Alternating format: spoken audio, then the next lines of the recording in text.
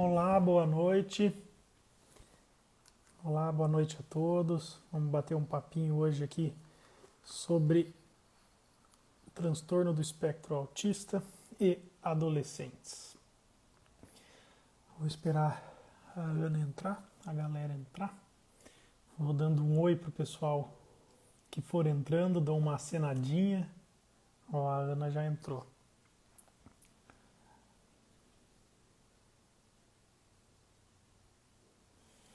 Pessoalzinho começando a entrar, eu já dou um like ali para eles. Vamos aceitar a Ana.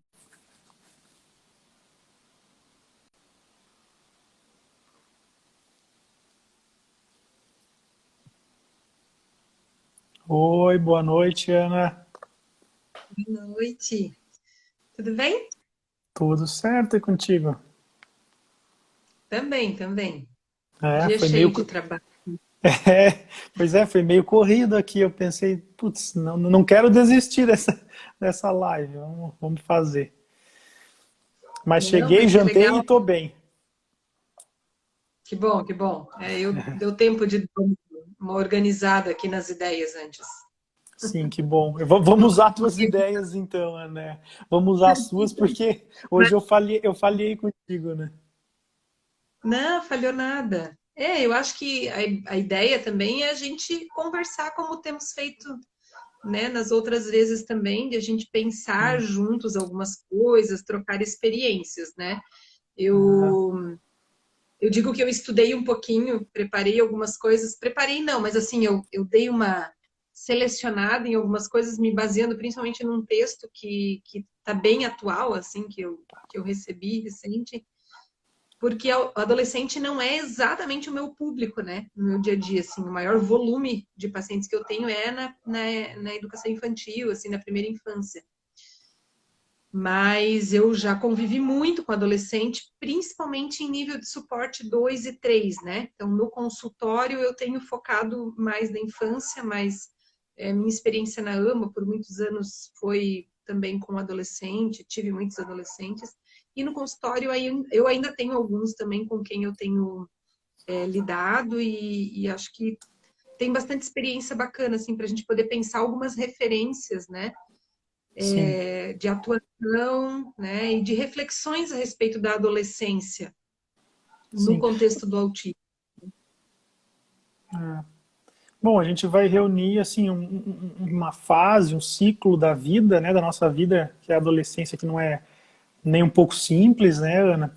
E é, o adolescente dentro do transtorno do espectro autista, né? Então, é uma fase complexa, com algumas características que a gente tem que dar uma atenção bem bacana para esse adolescente. Você falou um pouco aí dos pacientes que você atende. Eu confesso que majoritariamente o meu público é de adolescente, né? Claro que eu atendo muitas crianças e cada vez é interessante sim que os pais, você vê a informação chegando e os pais procuram atendimento bem cedo, mas a maioria deles passam inicialmente num neuropediatra, né? E aí para mim chega muito adolescente, pré-adolescente, que daí não tem o diagnóstico ainda, né? Então, características muito leves do espectro autista, né? O que a gente fala de TEA nível 1 ou Asperger, como preferir. E então esses pacientes são a grande parte dos autistas que eu atendo no consultório. E aí me deparo, né, com as dificuldades da adolescência, né, assim, com esse paciente com dificuldades na adolescência, características que acabam gerando dificuldades e características do espectro, né. Eu acho que para ti deve chegar principalmente por conta das comorbidades, né? Não é Chega, nem o chega muito. autismo exatamente que leva o paciente ao consultório, É, né? Mas é a comorbidade já, porque daí já ela sim é medicalizada, né? Que muitas vezes é o caminho assim de busca de um psiquiatra, né? Por uma sim, questão de uma intervenção química, né? exatamente. Quando o adolescente chega, a maioria desses, Ana, que vem sem diagnóstico, né, então vem tipo uma depressão com uma queixa assim, Daniel, eu não me encaixo.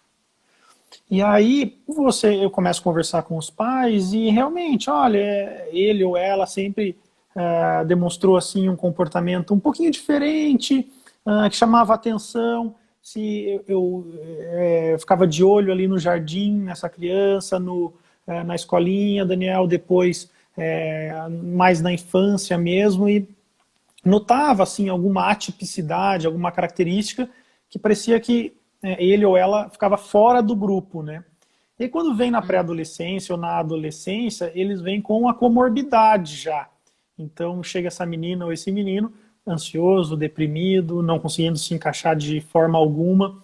E aí é onde eu, investigando, consigo, às vezes, chegar a esse diagnóstico, né? Ou com TDAH também, que é muito comum, às vezes sintomas psicóticos iniciais também, algo que preocupa bastante, mas esse adolescente chega no consultório mais ou menos assim. Bom, acho que também, Ana, só antes de te passar a palavra aí, eu acho que é legal o pessoal ir mandando dúvidas já desde o começo, né? O pessoal deixa tudo para o final, daí a gente não consegue tirar todas as dúvidas, ou tem que ir pulando muito, né? Então, quem tiver dúvida aí já pode ir mandando. Então, o tema é autismo na adolescência. Vejo uma tendência aí da Ana, não sei se estou enganado, mas minha também, de falar dos casos mais leves, talvez porque são casos assim bem desafiadores e um diagnóstico assim que é um desafio muito grande. Então, mas pode me perguntar dos graves também. A gente não vai, né, falar de um grupo só. Eu vou aproveitar, então, porque teve uma pergunta quando eu mencionei que eu fui ler um texto, alguém perguntou qual texto, né? Isso. Uhum. Um livro bem bacana que eu recebi recentemente, então esse foi o primeiro capítulo que eu fui ler do livro, e ele não é o primeiro capítulo do livro, mas o primeiro que eu li, que é esse aqui, vai parecer espelhado aí para vocês, mas O que a o que a ciência. ciência nos diz sobre o transtorno do espectro do autismo, e do espectro autista, e os autores, uma das autoras é a Geraldine Dawson, que para quem conhece a metodologia Denver, né, de intervenção precoce para autismo, a Geraldine Dawson é uma das pessoas da equipe lá do método, do modelo Denver de intervenção precoce. Mas esse livro ele não fala de intervenção precoce, ele fala inclusive até a idade adulta. E aí, pegando um gancho numa fala tua, na verdade várias, assim, tem várias coisas que o livro traz nesse capítulo que eu li, é o capítulo 9, se não me engano, que é Adolescência e Autismo. Uhum. Então ele é todo baseado em estudos científicos, assim, ele é um texto gostoso para famílias lerem, não, ele não é um texto, assim, pesado, denso, ele é um bom texto de introdução para acadêmicos, assim, que vão fazer uma leitura inicial sobre isso, acho bem bom, mas ele é todo apoiado em literatura científica, em pesquisas, né, em evidências. E uma das coisas que eu acho bem legal, que é o contexto assim da escrita do texto, é a gente lembrar que a adolescência por si, você já trouxe isso assim, a adolescência por si só, ela é uma fase que traz muitas mudanças e traz tarefas desenvolvimentais importantes para a nossa espécie animal, que é a nossa espécie humana, né? Então, os seres humanos, ao longo do seu desenvolvimento, cada fase do nosso ciclo vital, a gente tem tarefas do desenvolvimento, né? Na infância tem uma tarefa importante ali, que é preparar esse cérebro, ensaiar esse cérebro para as tarefas da vida, da sobrevivência social, adquirir linguagem, toda a assimilação, né, das principais tecnologias culturais que a gente tem, por exemplo, a fala, né, e outras formas de linguagem, as ferramentas que a nossa cultura construiu ao longo da história, enfim. Na faixa etária ali da segunda infância, 6 a 9 anos, é principalmente os sistemas mais formais da tecnologia humana, que daí vem a questão da escrita, do conhecimento científico, adentrando, né, a formalização do ensino, né, a escola vai trazendo isso. E na adolescência, tem duas grandes tarefas desenvolvimentais para os humanos. Uma delas é viver a própria adolescência, porque viver a própria adolescência é por si só um grande desafio, porque você tem uma abertura de mundo, você vai fazer um segundo nível de socialização de abertura mesmo, né? Você sai do teu nicho familiar, você vai criando uma desvinculação maior, né, do teu grupo familiar e vai fazendo pertencimento a grupos externos, né, da tua casa. Você já faz isso na infância, especialmente a nossa cultura, que já há algumas décadas vem colocando as crianças cada vez mais cedo na escola, já tem um pouco isso. Mas na adolescência você tem uma experiência, você vai ter mais experiências em relação a isso, principalmente a constituição da identidade. E a outra tarefa desenvolvimental importante da adolescência é a transição para a vida adulta, né? Então, se a gente pegar essas duas tarefas e colocar isso com a lente do autismo, a gente tem um desafio muito grande. Porque o autismo já é desafiador ao longo da infância, lá por conta da apropriação cultural, né? Muito difícil.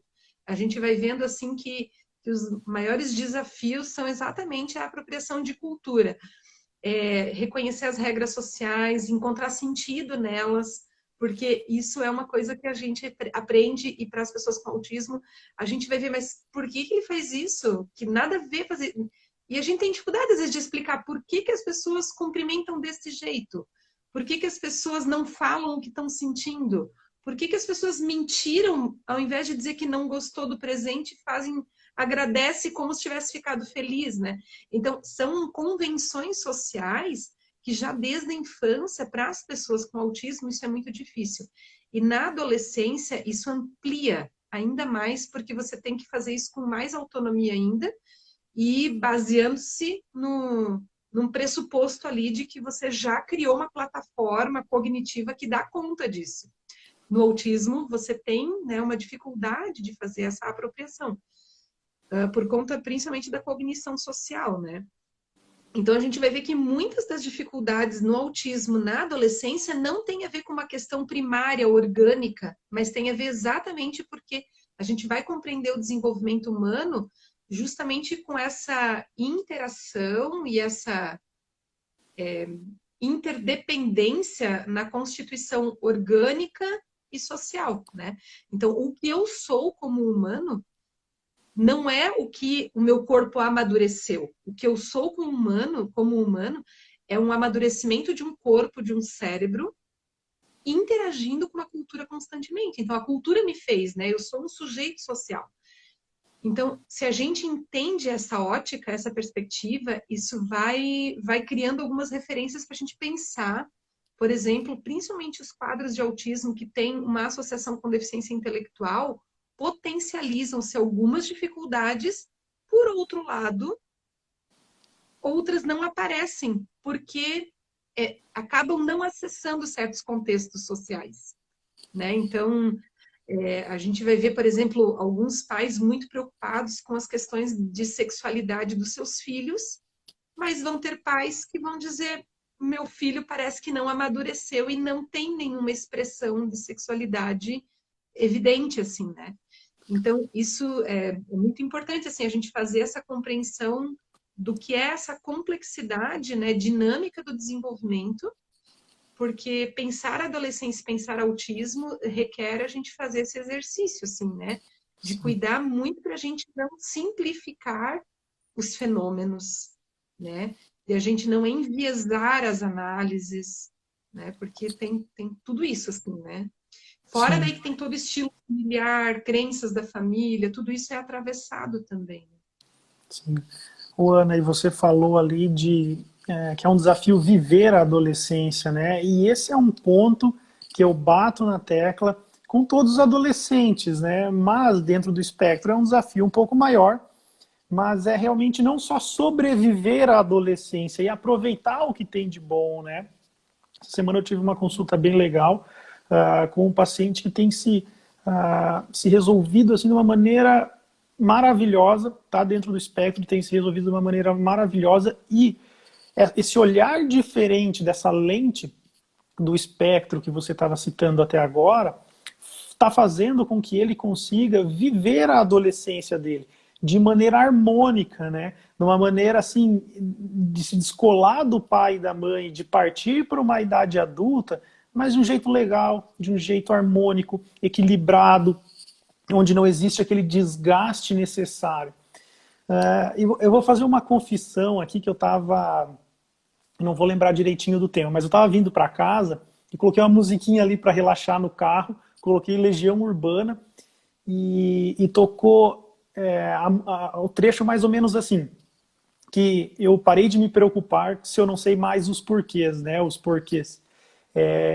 E eu acho que dentro do autismo isso é essencial, né, aquele adolescente que fica se perguntando demais e fica preocupado excessivamente. Então chega muito adolescente no meu consultório preocupado com com essa fase, com o autismo, ou porque não entende as relações sociais. Aí eles deixam de aproveitar e de conseguir fazer uma coisa harmônica e não consegue assim, sair daquele ciclo de ansiedade, dificuldade de amadurecimento, depressão, né?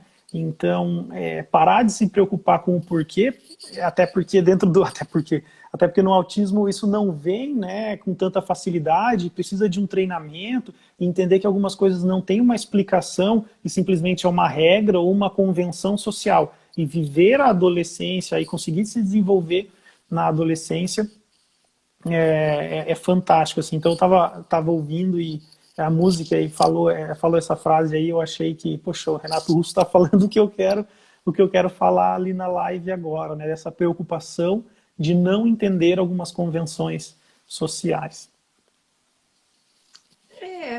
E viver é isso, né? Porque a gente vai se deparar com regras sociais o tempo todo e as regras elas não aparecem, elas não são arbitrárias, né? Não tem acho que tem um perfil no Instagram, no Facebook que diz tem placa, tem história, né?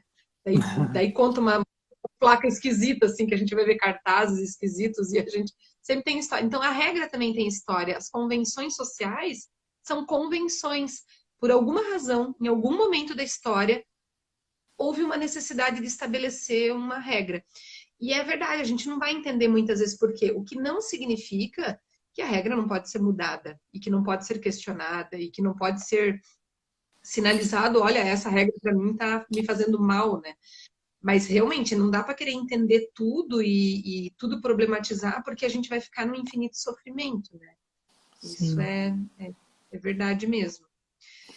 A Juliana, ela fez uma pergunta aqui que eu vou jogar para ti, Daniel, porque eu acho que Ixi, tu vai conseguir ver mais. vou até me concentrar aqui então. Vai lá. Não, vou jogar assim para me dar tempo de pensar um pouco também, porque na verdade não é muito a minha experiência. Eu estou me lembrando de dois casos na vida que eu atendi, assim, que eu me lembro, né, especificamente com essa condição, porque ela pede para a gente falar sobre autismo na adolescência com comorbidade psicótica. Uhum. E eu tive experiência com dois casos, assim, em momentos diferentes, mas no mesmo contexto, mas não no mesmo contexto temporal, de quadro psicótico associado ao autismo, e eu tive a oportunidade assim, de vivenciar a experiência longitudinalmente, porque eu peguei na infância e foi até a adolescência, assim, já início da idade adulta, depois eu não tive mais contato, Uhum. né? E o outro eu já conheci na adolescência, mas eu não sei bem o que comentar, assim. Eu não sei se Sim. eu devo falar da experiência, porque é o que eu tive. Eu, Mas ah, se tiver comentário, vamos lá. Quem sabe tu puxa aí. Ô, Ana, sabe que é muito comum, muito mais comum do que parece, assim, só que são casos graves, né? Então são casos que às vezes não vêm no consultório assim ambulatorial, com, né, um caso que pode esperar um mês, dois, três para uma consulta. Então, como eu trabalho no hospital infantil e aí vem muita urgência, só vem urgência e emergência para internação psiquiátrica, esse é um dos quadros que com certa frequência vem. Eu até dei uma palestra ali e tinha o diagnóstico de autismo aparece como primeiro CID para internar no nosso hospital, acho que é em torno de 10%. E estão associados à alteração comportamental e ou sintomas psicóticos. Então, para explicar para o pessoal que os sintomas psicóticos, né, o que acontece? De maneira leiga, o pai e a mãe chegam assim, ele não está falando coisa com coisa, ou ele está tendo um surto. Então, o surto e não falar coisa com coisa é a maneira leiga de explicar sintomas psicóticos, ou seja, ter alucinação ou delírio. A alucinação ela pode ser auditiva, então ouvir o que não é realidade, ou ver vultos, figuras, pessoas que não realmente são reais, e ficar delirante quanto a isso, né? Então, imaginar coisas que realmente não condiz com a realidade. Então, isso é um quadro psicótico. E aí, lembrando que dentro do espectro autista, os outros transtornos psiquiátricos são muito mais frequentes do que na população geral. Então, dentro do espectro, tem mais ansiedade, tem mais TDAH, que são os dois principais. Mas tem mais depressão, tem mais tique, tem mais toque, tem mais síndrome de Tourette e tem mais psicose. Tem mais transtorno afetivo bipolar também, tem mais dentro do espectro autista. Então, Daniel, essa psicose, e aí vem uma segunda pergunta, essa psicose é esquizofrenia? Ela pode ser sim. Então, é possível que tenha autismo e esquizofrenia. Então, um paciente autista que começa a ter sintoma psicótico, isso cronifica, tá ali por mais de 6 meses, eu gosto de pensar 6 meses, tá? E continua vindo, apesar das medicações, ou coloca a medicação e tira, volta sintoma psicótico, então a gente sim pode chamar de esquizofrenia. Esses quadros são graves, tem que usar obrigatoriamente medicação, e infelizmente não é tão raro quanto a gente gostaria. O que eu posso dizer, assim, uma parte boa, né, é que a medicação costuma controlar muito bem isso, principalmente quando já tratado desde a infância, né? Então, sintomas delirantes, alucinações dentro do espectro autista é mais comum do que na população geral, e tem tratamento. O que acontece no quadro clínico é de uma desorganização muito grande do comportamento, né?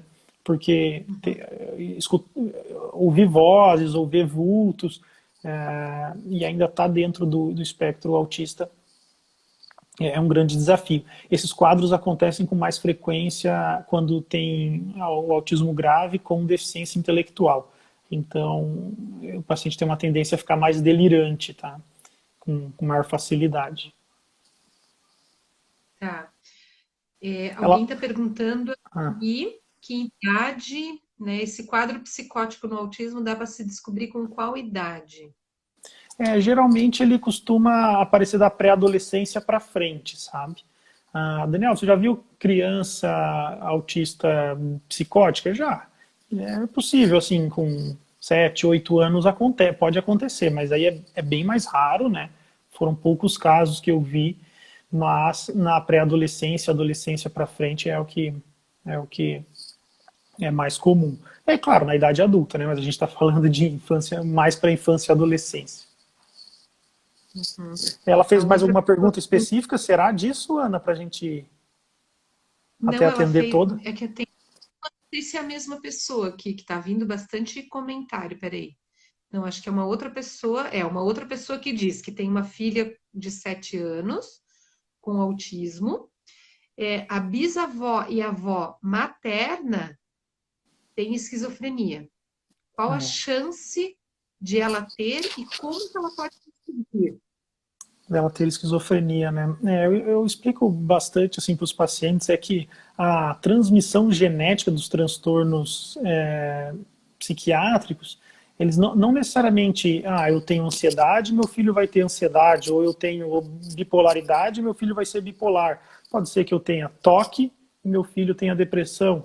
Pode ser que eu tenha um transtorno de uso de substâncias, dependência química, e meu filho tenha TDAH, enfim, não tem essa correlação, né? Mas, por exemplo, é um fator de risco para autismo, transtornos mentais graves na família, história familiar de transtornos mentais graves, assim como esquizofrenia. Então, existe essa fragilidade genética. E aí o filho, parece que o neto apresentou, né? Não tem como a gente quantificar, não existe essa prevalência, né? Qual é o risco? Não tem como te dar uma porcentagem aqui. É baixo porque esquizofrenia dentro do espectro autista, não, eu falei, infelizmente não é raro, mas não se assemelha com ansiedade, que chega a 50%, 60%, e TDAH também por volta de 50% dos pacientes dentro do espectro autista. Tá? É uma condição muito mais rara. A esquizofrenia na população geral é em torno de 1%, tá? Então no autismo é um pouquinho mais, assim, né? Mas não 30, 40, 50. Você deve girar em torno, né, dentro do autismo, de mais ou menos 3%. Eu posso pesquisar exatamente isso, eu já esqueci isso. Eu não sei também essas medidas. É, Tem um outro hum, comentário aqui que eu vou ler, mas deixa eu só fazer um comentário antes de ler a outra pergunta. Que você comentou assim dos sintomas, né, delirantes, de não falar coisa uhum, com coisa. E aí eu acho que também é bem importante a gente lembrar de uma frase que a gente já usou na última live, que é de uma escuta atenta ao que as pessoas estão querendo dizer com isso. Por que que eu digo isso? Porque eu tenho paciente adulto, adolescente, jovem, um jovem adulto, né? Que dependendo de como se descreve os comportamentos dele, dá para levar uma interpretação para psicose ou não. Então, por exemplo, fala coisa com coisa, o que que tu quer dizer com isso? Coisa com coisa, às vezes, é do ouvido de quem ah, escuta, não é sim, de... sim. Isso é muito importante, né? Por exemplo, eu tenho um jovem lá que eu acompanho que às vezes ele dá umas risadas meio sozinho. Daí eu falei, tá tudo bem? Aí ele, uhum.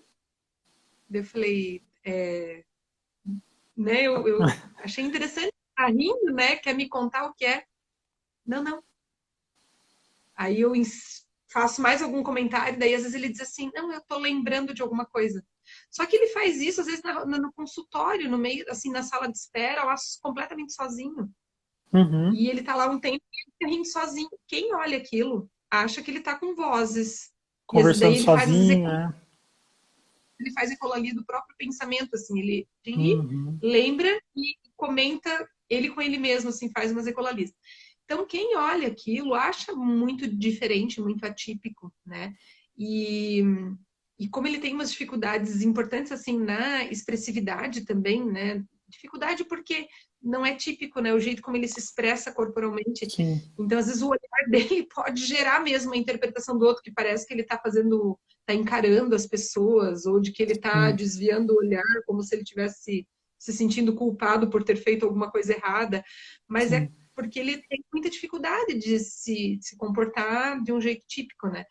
Então, isso é muito importante, assim, a gente cuidar também para não fazer atribuição de sentido de certos comportamentos que não é É. exatamente Não, isso. isso aí tem que ter, em casa a gente não, assim, os pais, não cabe aos pais essa avaliação, tem que tomar realmente muito cuidado, né, por essas atipicidades do espectro.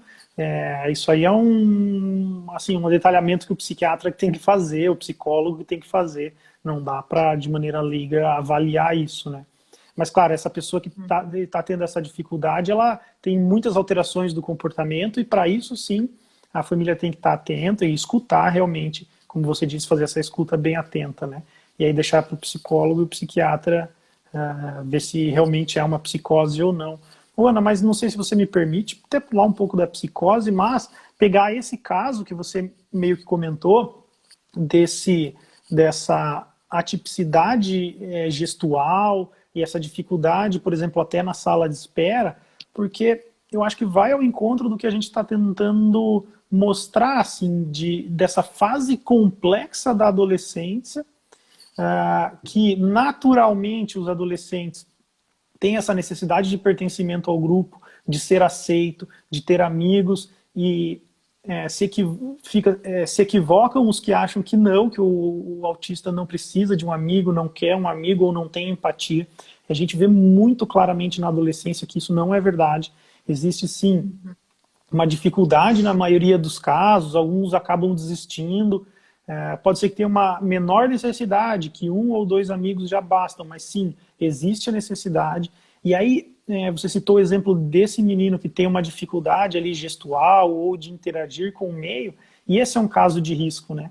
Porque esse menino tem que estar muito bem resolvido e entender essas características dele, esse apoio emocional dos pais, do psicólogo, para que ele entenda bem essa característica e consiga se desenvolver, né? Então, a partir desse meu funcionamento, dessas minhas características, eu vou me abrir para as pessoas, eu vou mostrar quem eu sou, eu vou mostrar quem é o Joãozinho e eles vão gostar, eu vou encontrar o meu grupo, né? Então, essa busca do adolescente de pertencimento ao grupo, quando está dentro do espectro, é algo essencial, assim, que os pais às vezes precisam dar um empurrãozinho, a gente precisa entender e o próprio autista precisa, a pessoa com autismo precisa entender essa dificuldade mesmo e procurar esse caminho, né? Mas eu acho que é legal assim a gente também, de novo, não caricaturizar, né? Porque existe uma tendência muito forte à caricatura do autista isolado, e aí eu acho que agora eu tô falando isso, mas também entender que a motivação social também, às vezes, embora ela exista, queira a aproximação, ela nem sempre é uma motivação social como acontece no típico. Então, eu tenho um outro exemplo, eu até foi um post que eu fiz recentemente, que um jovem me falou assim, eu gosto de amigos, eu quero ter amigos, mas eu não gosto de pessoas da minha idade. Eu gosto de idosos e eu gosto de Sim. crianças. E realmente, ele busca, esses são os dois focos. Ele vai para o idoso, então ele tem amigas, ele chama de amigas pessoas de 60, 70 anos de idade. E ele tem mesmo essas pessoas como pessoas da convivência, que ele chama de amiga. Elas dizem, sim, eu sou sua amiga, mas a gente entende o tom que as pessoas respondem a isso, né? Mas ele projeta um vínculo de amizade. E ele chama os meninos lá menores de 12 anos, 13 anos de amigos. E ele diz, não, ele disse que é meu amigo. E ele me deixa. Ele me deixa, não. Ele diz que é meu amigo. Quando eu perguntei para ele se você se importa de a gente ter tanta diferença de idade, ele disse que não se importa. Porque ele não entende também as convenções sociais. As pessoas não vão dizer que se importam, as pessoas não vão dizer isso é estranho, né? É. Aí, claro. E eu também não posso obrigá-lo a gostar de gente da idade dele, porque essas coisas a gente não consegue ensinar a gostar. A gente cria oportunidades para ele ter experiências positivas, para ele perceber que os jovens da idade dele podem ser interessantes também, mas ele não dá liga, ele não quer ir. Fala, esse é o exemplo, quem acompanha meu Insta deve ter visto ele usou comigo a metáfora das placas tectônicas. Ele fala que chegou a ver esse post, não? Não via, na conta aí que eu fiquei curioso. Placas tectônicas, e aí eu fui aprender também, porque para fazer o post lá eu precisei trazer entender como é que define, né? Mas elas são as placas de são placas terrestres, né? Que quando e elas se movimentam mesmo, mas quando se movimentam, elas causam fenômenos como vulcão, terremotos, tsunamis, Terremoto. né? Essa Delas parte eu que. sei, eu era bom em geografia. Adorava. Isso, mas ele explicou que os relacionamentos dele com pessoas da mesma idade os relacionamentos dele são como placas tectônicas. Se ele se relaciona com pessoas da mesma faixa etária, é como se fossem placas do mesmo nível que se chocam. E daí dão esses fenômenos que são normalmente desastrosos, né? Normalmente Uhum. eles causam algum desastre natural. Mas com pessoas de outras idades, não, ele não tem daí choque. Então, as placas tectônicas em idades diferentes, elas não se chocam. Mas na Sim. mesma idade, elas se chocam e produzem essas, no Aham. mesmo nível, né? Então, achei bem curioso, assim, o jeito, porque ele vai falar disso. E ele é altamente, ele busca a interação social. Ele tem muita vontade de interagir. Mas ele não dá conta de fazer isso. Ele não tem o mesmo nível de motivação. Outra coisa que no caso dele tem o fator idade e muitos outros também, assim, é comum, inclusive desde a infância os pais mencionarem isso, e tem também o fator hiperfoco, né? Então, às vezes eles vão buscar as motivações sociais dele são desde que eles encontram pessoas que conseguem corresponder aos hiperfocos deles, né? Então, Uhum. gosta de um determinado jogo, gosta de animes, gosta de tem suas preferências. Então, quando encontra alguém que consegue, aí ele consegue estabelecer um vínculo, uma relação, uma troca, compartilha experiência, etc. Né? Então, isso também é importante a gente estar atento assim na conduta terapêutica, porque senão a gente fica forçando uma situação que é muito desconfortável. Eles precisam desenvolver habilidades, mas eles não conseguem encontrar prazer nessas experiências. Então, é sempre essa conciliar assim, né, o que eles gostam e querem com aquilo que também pode trazer ganhos Sim. de interação social e de adaptabilidade, né? A adaptabilidade é uma palavra muito importante, que Sim, é uma palavra da vida humana, né? A gente se adaptar. Mas isso não pode ser com custo de sofrimento alto. E isso é muito importante, assim, a gente fazer essa visão crítica. Hoje eu tenho me sentido, assim, atualmente, uma profissional um pouco mais atenta a algumas coisas que há alguns anos atrás eu me atentava menos. Eu, que tem a ver com o fato de eu ter a possibilidade de ler textos de adolescentes com autismo. As redes sociais estão deixando a gente conseguir ouvir essas pessoas e ouvir como aham, elas têm, ouvir o que elas sentem, né? Tu no teu consultório tu consegue ouvir essas pessoas porque os que chegam lá podem falar da sua subjetividade. E isso me ajuda muito a entender aqueles casos que não podem me falar, que não conseguem dizer, que não sabem usar uma linguagem para representar o que sente, o que pensa, né? Então, a linguagem, de novo, como ferramenta, né, muito importante para a gente conseguir construir outras ferramentas para eles conseguirem fazer essa adaptabilidade. Né? é. Teleterapia, né? A terapia, o principal Uhum. é a linguagem, É. mas realmente ela é poderosa. Eu tenho vários comentários aí sobre a tua fala. Eu acho que tem vários detalhes bem bacanas aí para continuar o bate-papo. Eu penso que é muito importante ver esse adolescente com amizades com pessoas mais velhas. O idoso ele costuma ser mais tolerante, então talvez ele tolere um assunto que é hiperfoco do outro, né? Essa maneira de ver o mundo diferente do autista, da pessoa com autismo, faz com, ela tem que ser interessante para a gente transformar isso em algo útil para a vida dela. E eu também penso muito nisso. Poxa, como é que eu posso usar esse hiperfoco ou essa amizades com pessoas de terceira idade para o benefício dessa pessoa com autismo?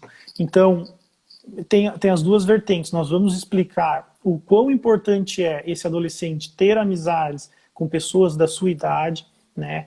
Manter essas relações, criar essas relações sociais, mas também manter a relação, às vezes, com adultos que ele gosta de bater papo, que se sente bem e faz bem emocionalmente. E aí tentar fazer com que essa maneira diferente de ver o mundo também seja útil para a idade adulta dele, né? E teve até uma pergunta aqui, como é que eu ajudo o meu filho com 17 anos que está com medo de se tornar um adulto?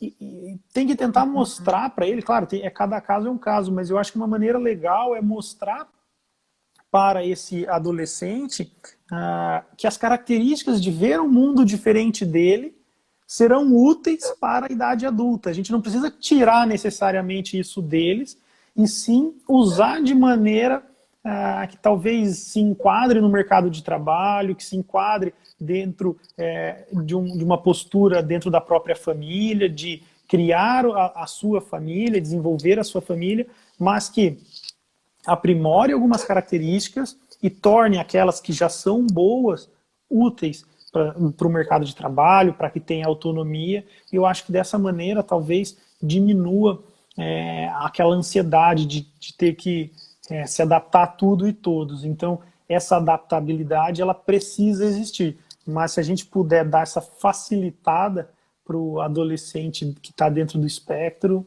eu acho que é bem bacana, assim, e recompensador para eles, né?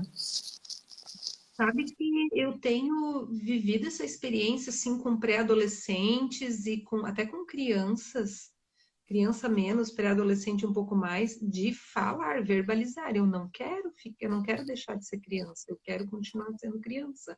Dá E muito medo ser realmente adulto, né? Para qualquer adolescente, né? de falar isso com sofrimento, tá? Não é assim, poxa. Eu me lembro quando eu era adolescente, eu olhava, eu estudava num colégio que ficava do lado de onde era a pré-escola, né? Que eu frequentei.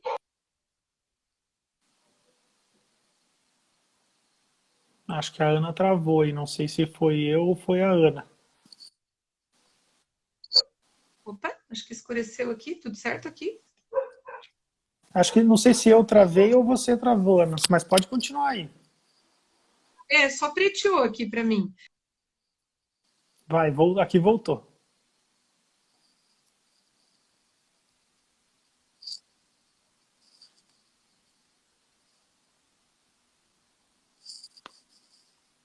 Acho que a Ana caiu. Eu vou, acho que vou continuar sozinho aqui. Não sei se ela vai conseguir voltar. Não sei se fui eu que travei. Se vocês puderem. A Regiane falou aqui que ela travou. Aí eu vou então já responder a Lê Raulino aqui, ó, das características do autismo leve na pré-adolescência, adolescência e no início da fase adulta. Bom, são vários, né? Tem muitos. Mas as questões sociais, as questões de interesses restritos, de um funcionamento inflexível, são a base do espectro autista, seja na infância, na adolescência e na fase adulta. Quando leve, a gente tem que dividir isso várias vezes e muitas vezes para que realmente a gente se dê conta desse diagnóstico, fazer esse diagnóstico, porque ele é muito mais sutil, né? Então, se você pega a dificuldade social num autista moderado, ela é muito clara, mas se você divide isso inúmeras vezes para um autista leve, na adolescência, aí você tem que ter aquela nuance do diagnóstico de realmente notar pequenos detalhes dentro da socialização, nem sempre é muito claro, né? Mas o autista leve, a grande marca é a dificuldade de socialização. Não necessariamente dificuldade na quantidade de socialização, e sim na qualidade. Esse é um erro comum também do diagnóstico dos pais, que falam, não, mas ele tem vários amigos, tem várias amigas, ele vai lá na quadra de futebol e joga futebol. Mas a qualidade na interação, a hora que senta os amigos, a hora que eles vão debater, que eles vão fazer um lanche lá no McDonald's, você vê que aquela pessoa que está dentro do espectro fica um pouco perdida, tá? Não sei se a Ana já solicitou de novo. Tá falando aqui, me perdi. Peraí, Ana, tô aqui, achei. Achei, vamos lá.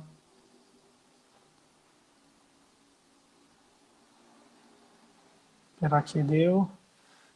Já solicitei ali, Ana, vamos ver se você conecta. Enquanto isso, eu vou falando sozinho aqui, ó. A Patrícia mandou, minha filha diz que não quer crescer. Fico aflita porque a gente fala que tem que crescer e ela se irrita muito. Bom, Patrícia, acho que ficar falando que ela tem que crescer não vai trazer muito alívio para ela. Acredito que se você mostrar o caminho para ela, né, e as coisas boas de ser adulto e ganhar autonomia e poder fazer sozinho, é muito melhor do que você simplesmente chegar e pontuar que ela tem que crescer, né? Ô Ana, eu tô tentando aqui te liberar, não sei se vai dar. Eu liberei já, Ana. Não... Ó, solicitações, tal, enviar solicitação. Mas está falando aqui que você não está conseguindo participar, Ana. Eu vou respondendo aqui, vai tentando. Não sei se é a tua internet, ó, solicitações já aceitei várias vezes, mas dá um trocinho vermelho. Fala que você recusou. Bom, aqui a Lê também mandou, a Lê Raulino mandou uma pergunta bem pertinente, é bem difícil mesmo, agora foi. Vamos ver, Ana.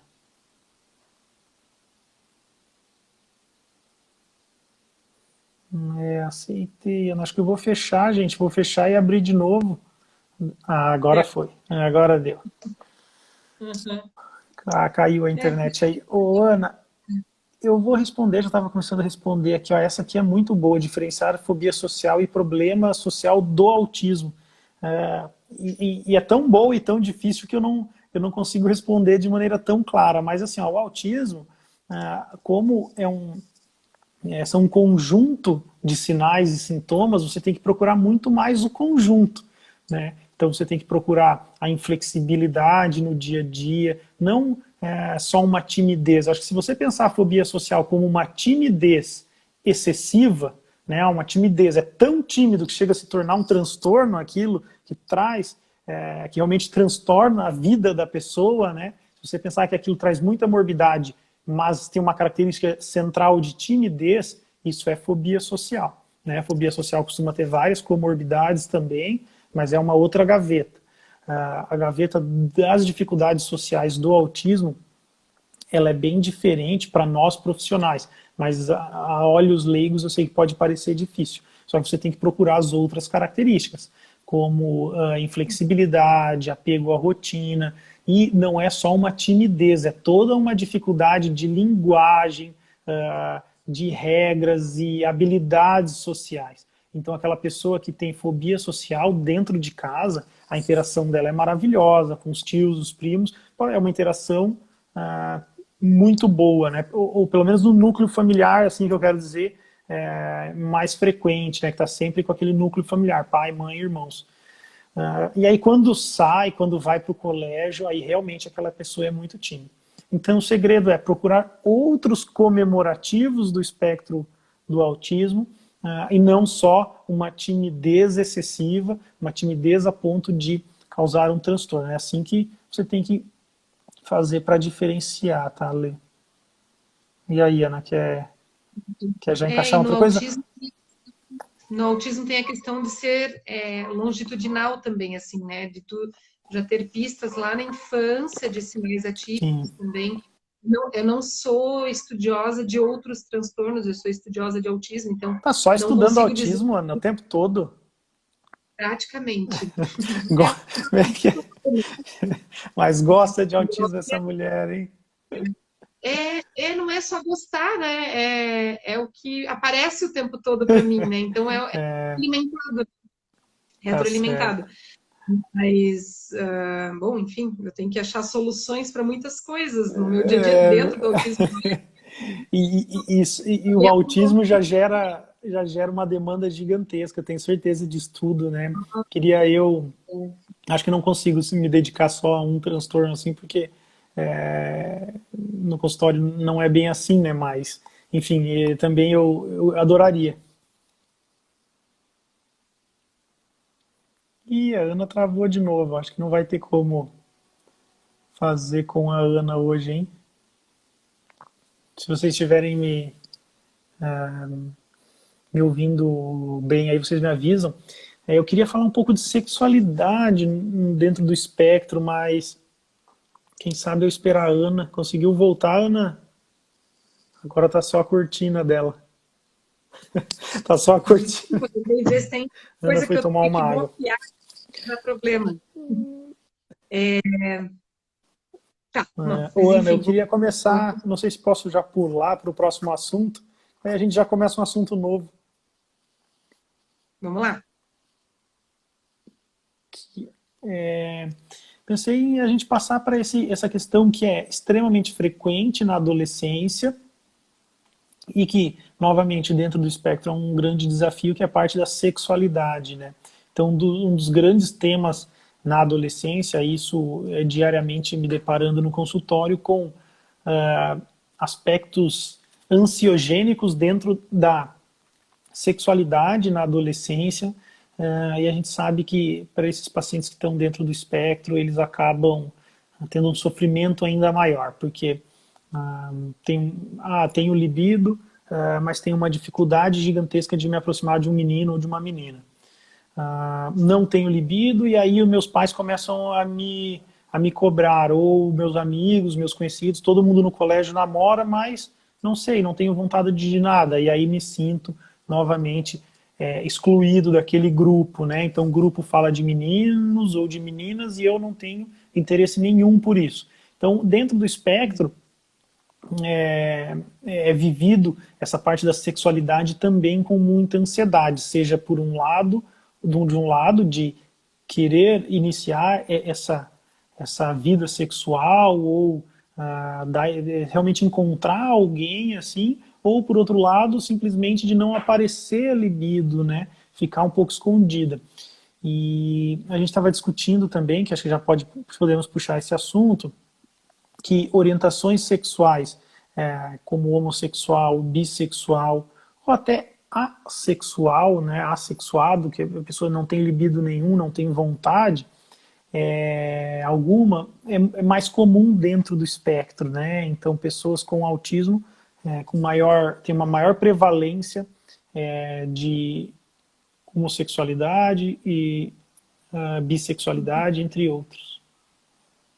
Uhum. Isso é um dado de pesquisa mesmo, assim, de taxa, né, mais Uhum. elevada de homossexualidade e bissexualidade entre as pessoas com autismo comparado com grupos de não autistas. Sim. Esse é um dado interessante, importante, assim, na minha prática clínica, eu não tinha parado para pensar a esse respeito, porque como eu trabalho mais com a população infantil, ou na minha experiência com adolescentes, acabou pegando muitos quadros com deficiência intelectual associada, especialmente deficiência intelectual também mais grave, né? Então, essa questão acabava aparecendo menos. Mas achei muito interessante porque existem hipóteses explicativas para isso, que eu achei bem curioso, assim. Tem uma hipótese, né, que eles trazem, até eu estou bem com a página aberta aqui, que vai dizer que os indivíduos com autismo podem não identificar o gênero como uma característica relevante para a escolha de um parceiro. O gênero do parceiro não é o que é mais Uhum. importante, né? Então, eles acabam tendo uma compreensão mais limitada do que significa o conceito de orientação sexual, ou até não entender ou não se importar com as normas de orientação sexual que existem na sociedade. Então, Uhum. eu acho que isso faz muito. Quando eu li isso, assim, embora eu não tivesse praticamente lidado com esses elementos de forma mais direta, mas fez muito sentido, assim, para mim, olhando como os jovens estão se desenvolvendo, assim, os jovens que eu conheço estão fazendo o caminho na direção da adolescência. Parece que essa questão, para alguns, é realmente menos relevante, né? Então, eles não Uhum. estão se importando com isso. Outros, por sua vez, são muito rígidos, a ponto, inclusive, de provavelmente, e aí essa é uma experiência que eu tenho de um caso em especial, assim, que eu tenho, já pensei mais vezes a respeito, que a impressão que eu tenho é que pode ser que ele tenha uma orientação para bissexualidade ou homossexualidade, mas ele não vai conseguir entrar em contato porque a rigidez cognitiva dele é muito alta. Então ele não concebe a possibilidade de fazer nada fora do que é a cultura tradicional, assim, né? Então, para ele, Uhum. o casamento é monogâmico, bom, isso é mesmo na nossa cultura, né?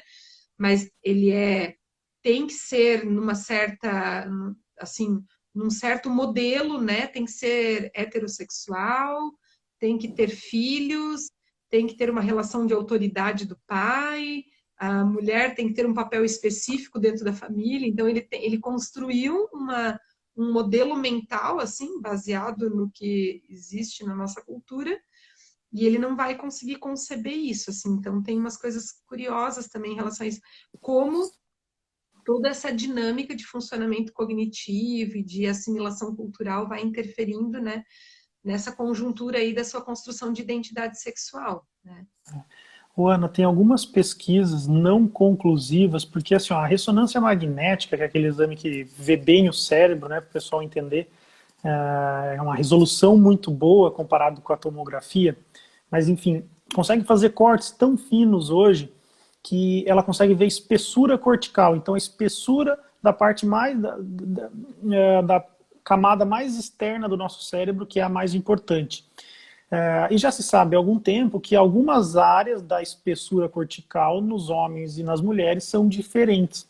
E algumas pesquisas ainda não conclusivas, mas várias delas mostraram que dentro do espectro, a gente já sabe que tem questões morfológicas, né, já bem documentadas, mas mostram que dentro do espectro o córtex se assemelha mais ao das mulheres, mesmo sendo homem. Isso não tem necessariamente a ver com sexualidade, mas eu acho importante falar porque essas questões que a gente aborda aqui dentro do espectro, isso foi algo que me veio assim, algo que a gente aborda aqui dentro do espectro, ela tem uma base orgânica, né, uma base cerebral e de mudança realmente na conformação cerebral, tá? Então, como a gente estava falando de sexualidade ali, eu lembrei dessa coisa de homem e de mulher, de espessura cortical. Enfim, acho que é algo que tem aparecido muito aí nas pesquisas com ressonância magnética. E aí, voltando até ali mais para essa parte de orientação sexual, sexualidade, né? Eu acho que novamente vem aquela coisa de a lente diferente do espectro, né? Então a maneira com que ele olha ou ela olha essa paixão, esse amor, realmente é diferente, né? E aí o interesse sexual, a libido, às vezes ela não aparece da mesma maneira com que costuma aparecer nas pessoas típicas. Então, o jeito, a maneira de se apaixonar, a maneira de se sentir interesse na outra pessoa é muito diferente. E vem uma dificuldade daí nossa ao perceber isso, né? E a Regiane, que é uma grande amiga e psiquiatra, perguntou como sugestões de orientações aos pais que pressionam com relação à assexualidade do paciente com autismo.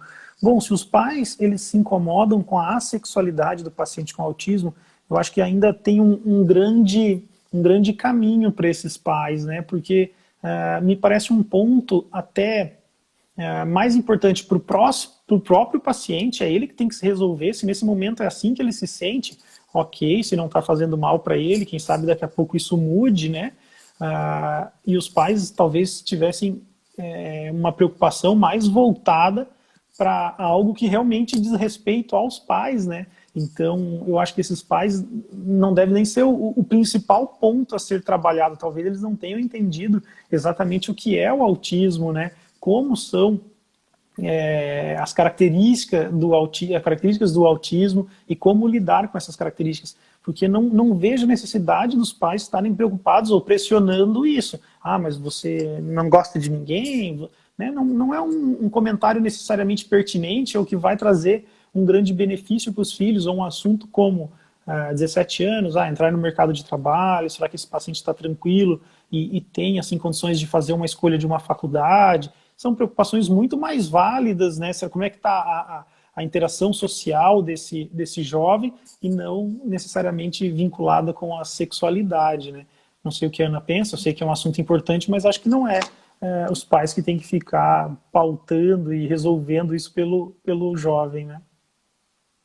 Eu acho que em qualquer uma das questões, inclusive a questão de maturidade para o mercado de trabalho ou para a escolha de um curso, né, superior, esses também são tópicos que a gente tem criado pressões, criado demandas por conta do jeito como a sociedade se organiza, né? Então parece que existe uma expectativa de que nessa idade estas coisas aconteçam e todo mundo deve fazer isso nessa idade, né?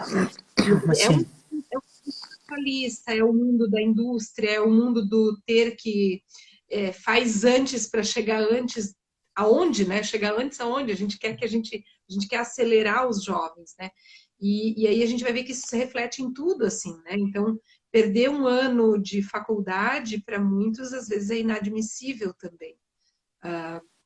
Demorar para entrar no mercado de trabalho ou até trabalhar, né? E ao invés de estudar, para algumas famílias é inadmissível, né? Então, claro que construir projeto de vida, isso é muito importante, mas para construir projeto de vida não pode ser baseado apenas em expectativas sociais, né? É com muito importante a certeza. gente entender o movimento de cada um, né?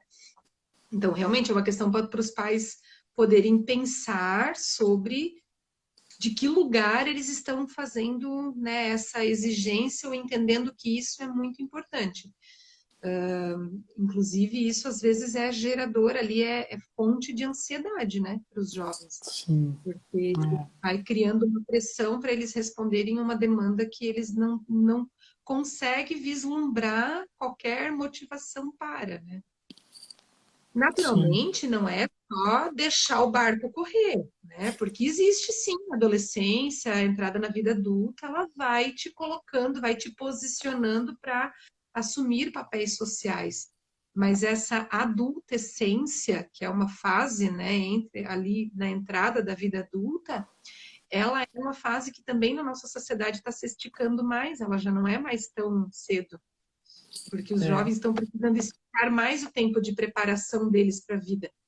Tanto, né, que a gente vai ver cada vez mais tarde os jovens buscando relacionamentos estáveis. Pelo menos casamento, morar junto, ter filhos, isso tem sido postergado cada vez mais. Porque é um movimento um pouco natural, mas, claro, né, os pais educam a partir do seu repertório, das suas referências, do seu Cuidado, hein, histórico, Ana? né? Cuidado porque eu sou solteiro, hein? Eu já tô velhinho. Ah, é? Eu sei da tua vida pessoal. É tu que seja o chapeiro aí. Tu sabe Ai, mais ai. da minha pessoa. Ai, ai, brincadeira.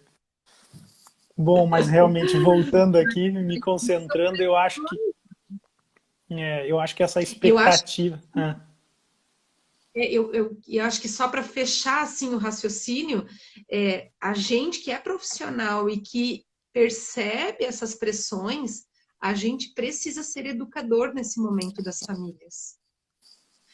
Porque a gente precisa trazer essa perspectiva, né, da neurodiversidade, da compreensão de que as pessoas têm tempos diferentes mesmo, e aí eu não estou falando lá de que cada criança tem seu tempo e não precisa fazer nada, não é isso, só para não confundir as falas, né, os clichês, mas sim, as pessoas vão fazendo movimentos diferentes na sua vida, especialmente quando você entende que existe uma condição ali que está nomeada, como por exemplo o autismo, é uma condição que perpassa o desenvolvimento daquele sujeito, ele vai, é uma lente diferente de observação e de percepção e de como ele consegue se posicionar na vida.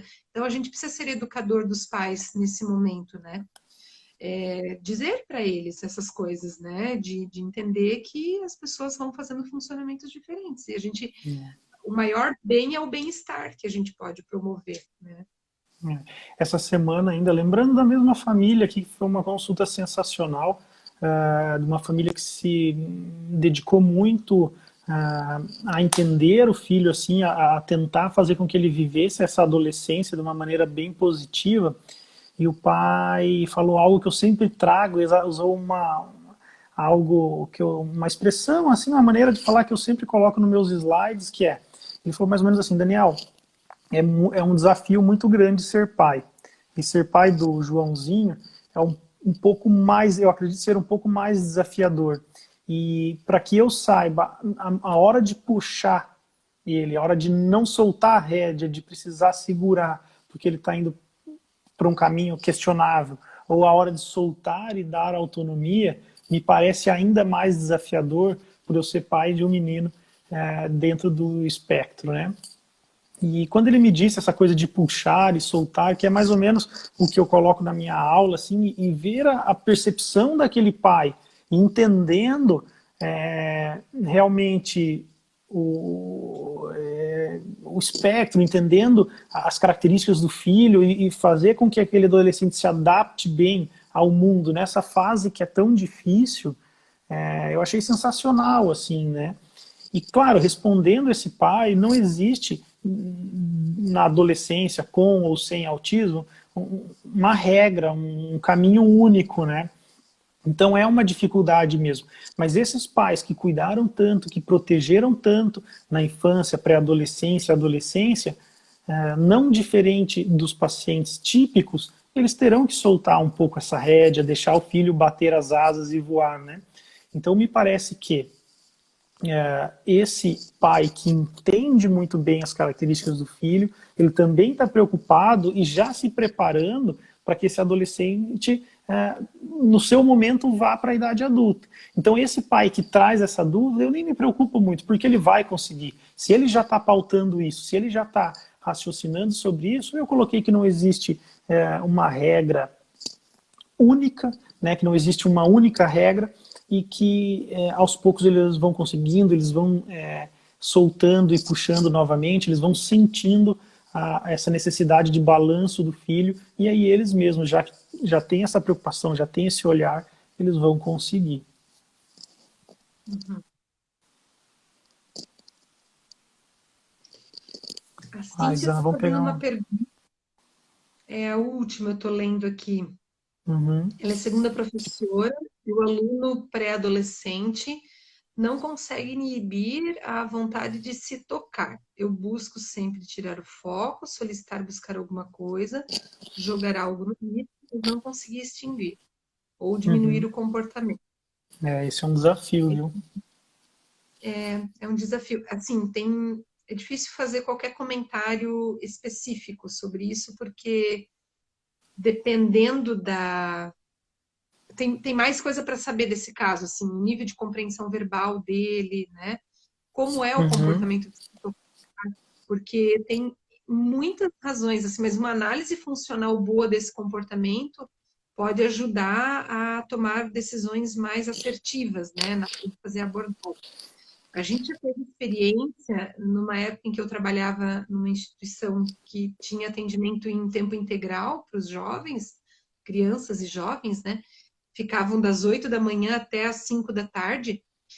E a gente já teve experiência em que a gente tinha que conceder 1 ou 2 horários do dia para ele poder ir ao banheiro e se masturbar, porque ele estava num período assim muito difícil e o comportamento de masturbação e de autoestimulação ele estava muito frequente em vários contextos, né?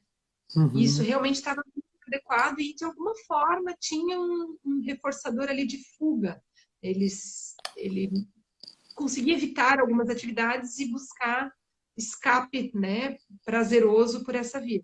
Então a gente já Uhum. teve situação em que a gente, no caso dele, a gente teve que fazer primeiro um movimento com a família, uma abordagem com a família, para o pai ensiná-lo a se masturbar, porque ele não conseguia, ele não sabia, então ele fazia tinha comportamentos muito difíceis, né, de se deitar no chão, e às vezes de se colocar em posições muito atípicas e muito disfuncionais, assim, para as rotinas, né, do dia a dia. Então, primeiro um trabalho com a família, com o pai, para o pai ensinar ele a pegar no órgão genital e fazer a masturbação no banho, e a gente conseguir organizar a rotina dentro da instituição. Isso foi um caso, assim, eu não lembro se eu tive outras Uhum. experiências especificamente assim, mas essa foi uma, porque foi um caso que a gente realmente precisou ensinar, porque ele sentia as questões né, orgânicas e ele não sabia o que fazer com aquilo. E, Sim. né, eu acho que são, cada caso, de novo, tem que avaliar, assim, como é que aquele comportamento está aparecendo do ponto de vista da função do comportamento, se é claramente autoestimulação, se é uma autoestimulação, entre aspas, inadiável, né? Que Sim. ele realmente não consegue conter, mas ali eu acho que não é o caso, ali eu acho que é talvez até a baixa motivação com as atividades escolares pode levar, não gosto Sim. de nada, vou E buscar aí, Ana, uma possibilidade, né? o que geralmente o que dá para isso aí é fármaco sensível, sabe? Eu gosto de usar esse termo, mas isso traduzindo assim, isso melhora com remédio, né? O remédio diminui bem a libido.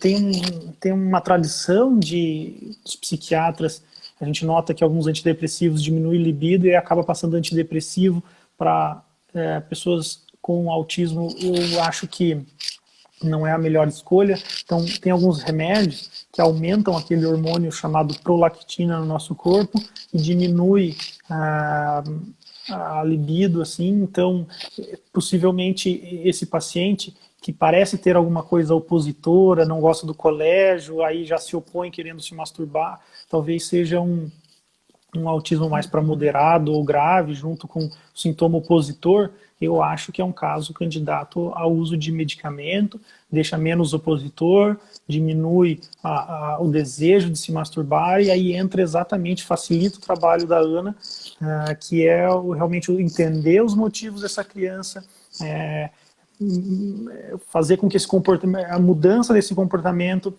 ensinar ele a fazer no banheiro todo dia para que se alivie para ir para o colégio e não traga isso para o colégio. Enfim, o remédio, eu acho que é um caso interessante para mostrar assim, como o remédio pode auxiliar dentro do espectro. Então, por exemplo, esse é um caso que o remédio daria uma força, até daria tempo para muitas vezes passar essa adolescência ou realizar um treinamento para a extinção desse comportamento. Acho que o remédio, nesse ponto aí, nesse caso, ajudaria. Eu acho que só da minha perspectiva eu diria assim, eu sempre tentaria primeiro um manejo comportamental, que eu acho que é um Ah, sim, movimento sem importante. dúvida. Em situações onde a gente vai vendo que os riscos, né, do comportamento são mais prejudiciais, né, e menos propícios a uma mudança comportamental para fazer uma adequação social, acho que vale a pena mesmo fazer. Aí a gente entra num campo também assim com muita discussão, né? Porque Aí, enfim, entra em muitas discussões, assim, se a gente for fazer uma discussão mais na perspectiva dos direitos da pessoa, né, da vivência da sexualidade e tal. Por isso que é uma questão que eu acho que não dá para fazer uma decisão unilateral, né, só da perspectiva da necessidade do pai, ou do que a escola diz, ou eu acho que é uma discussão que precisa ser multiprofissional, assim, para a gente porque o exercício, a experiência, a vivência da sexualidade, ela é uma dimensão humana e ela nos humaniza também por isso, né? Mas, obviamente, ela precisa ter um campo adaptativo ali também que precisa ser trabalhado. Então, quando o manejo comportamental, quando né, um processo psicoeducativo não é suficiente, acionar né, algumas intervenções químicas pode ser interessante para salvaguardar não só ele, né, a relação social dele, mas né, da família, enfim. Né? Sim. Beleza, Ana. Acho que o pessoal até perguntou pouco. Acho que eu durmo cedo, viu, Ana? Então, que mais? Tem mais algum assunto específico aí? Não, eu acho que sobrou assunto para a próxima live. Sim. A gente não Mas falou olha só, de trabalho, mas acho que falamos de muitas coisas legais aqui, mais até do que eu imaginei que ia render. sim. Pena que não dá para entrar tão profundamente, assim, que às vezes vai passando um assunto que eu, putz, isso aqui eu queria falar e não dá mais, né? E aí passou, a gente acabou falando de outra coisa. Mas eu acho que é bem legal, assim, sempre esse nosso bate-papo. Gosto de fazer essa live aí. Sempre quando você me convida, eu prontamente aceito, né? Tu tá de prova. Mas isso que eu falei de dormir cedo é verdade, hein? Não tô. Eu durmo bem cedo mesmo. Quem me conhece sabe que eu vou com as galinhas pra cama.